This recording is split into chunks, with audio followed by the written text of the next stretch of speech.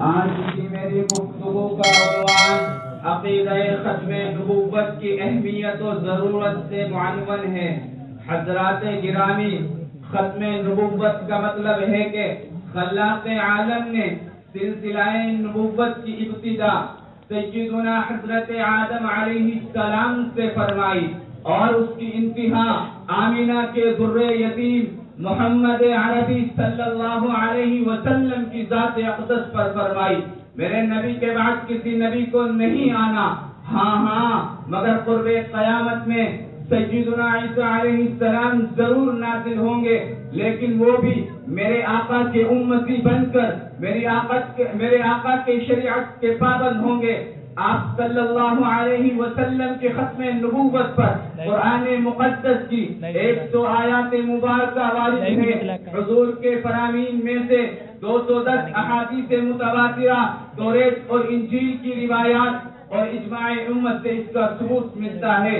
چنانچہ رب ذوالجلال نے اپنے قرآن مقدس میں فرمایا ہے هو الذي ارسل رسوله بالهدى ودين الحق ليظهره على الدين كله، کہ محمد عربی صلی اللہ علیہ وسلم کے دین کو تمام ادیان پر غلبہ عطا کروں گا۔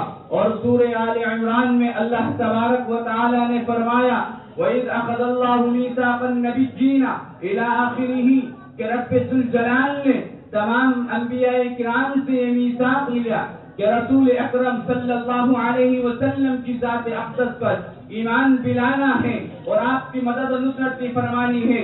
یہی وجہ ہے کہ تمام انبیاء سابقین آقا کے آمد کی بشارت دیا کرتے تھے اور آقا کے ختم نبوت کی بشارت دیا کرتے تھے۔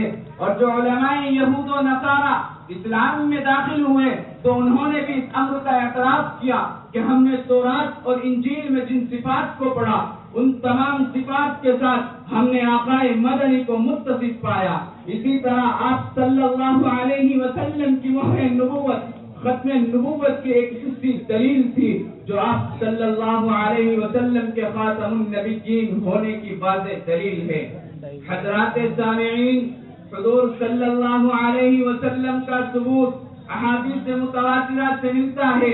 چنانچہ حضرت ابن عباس رضی اللہ عنہما فرماتے ہیں کہ مجھے حضرت ابو ہریرہ رضی اللہ عنہ نے بتایا کہ آپ صلی اللہ علیہ وسلم نے خواب میں دیکھا کہ آپ کے ہاتھ میں 2 کنگن تھے، ان کی وجہ سے مجھے بہت پریشانی ہوئی تو میرے پاس وحی آئی کہ ان پر پھونک مار دو۔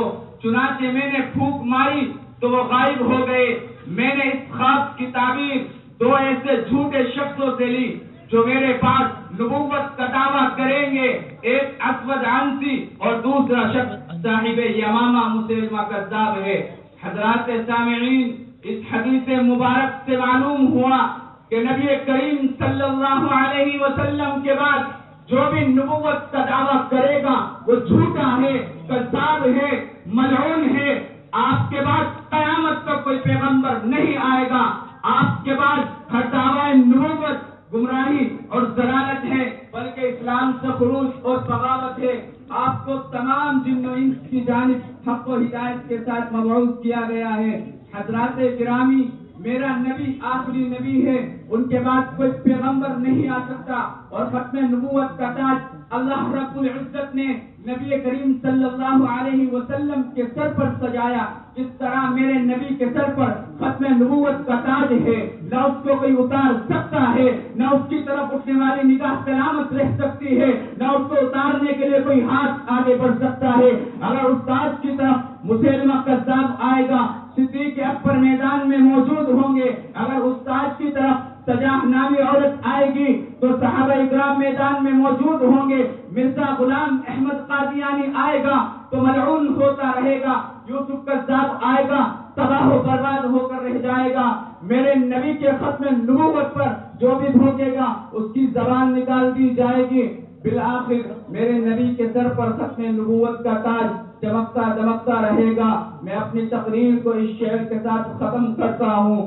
نبوت ختم ہے تجھ پر، رسالت ختم ہے تجھ پر، تیرا دین عرفہ و اعلیٰ، شریعت ختم ہے تجھ پر، مزمل بھی مدثر بھی تو ہی یاسین و طٰہٰ بھی، انوکھے نام ہے تیرے، یہ ندرت ختم ہے تجھ پر، تو آ کر بعد میں سب پر ہی بازی لے گیا پیارے، یہ ہمت ختم ہے تجھ پر، یہ سبقت ختم ہے تجھ پر۔ وآخر دعوانا ان الحمد للہ رب العالمین۔